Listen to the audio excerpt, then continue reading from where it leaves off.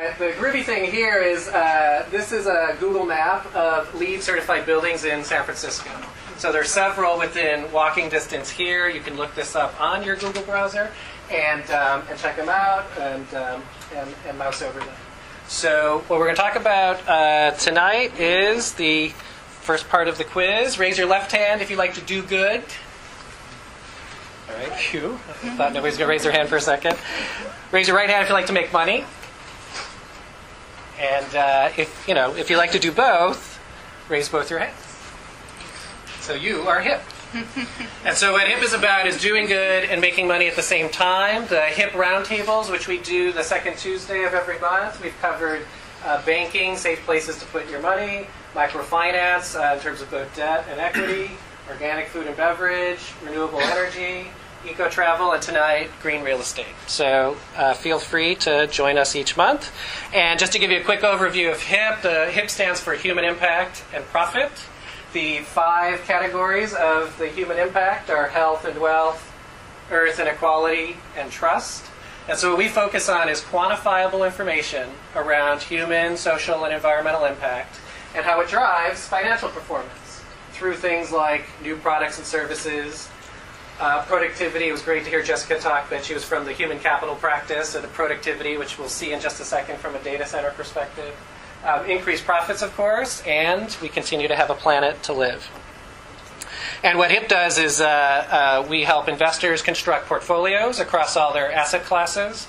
We have several HIP researchers in the room that are helping us build a S&P 100 that will re-weight by the HIP factors, so that you can, that'll be an investment product coming out later this year.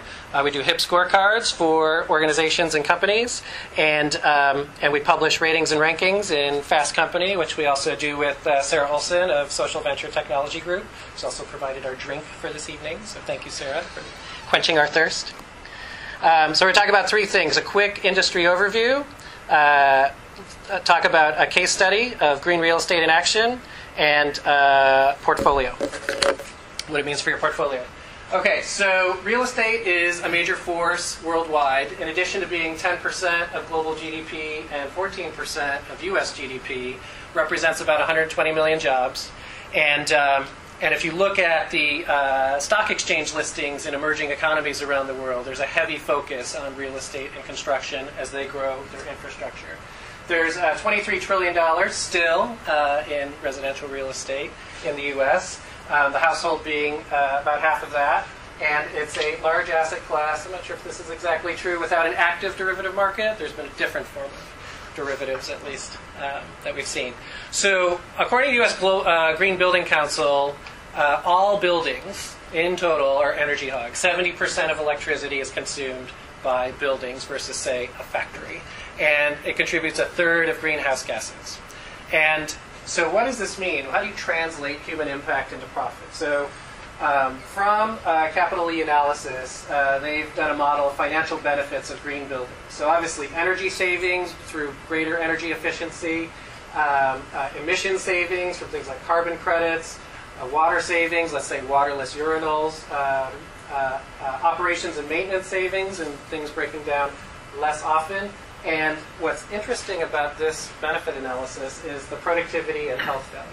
So employees happier, healthier, tenants turning over less, and in some cases higher revenue from renting out the buildings, which after you net out the cost of building green, which typically is less than a few percentage points more, if that, it's a net positive benefit.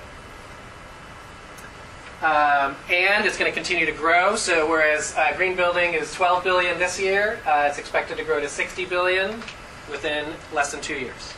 So new products, that means the average of new product, the new construction coming online, it's a significant portion.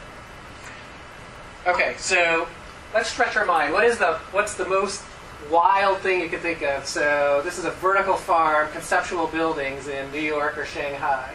Green on the outside, reflective as well, natural light and air passing in between. So a little bit wild, but you'll hear some of those elements of those stories tonight.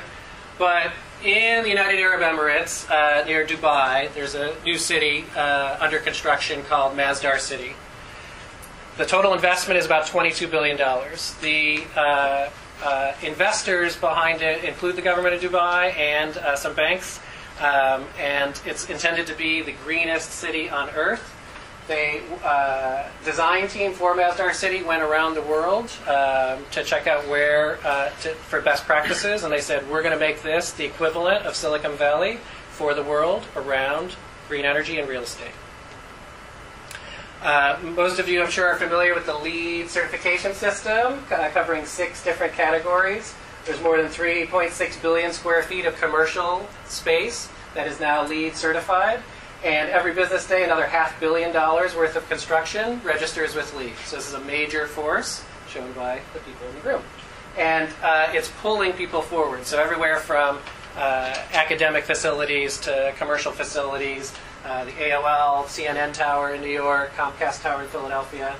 The critics of LEED say that it might set the bar too low, with the target improvements only about 25 or 30% rather than something more aggressive.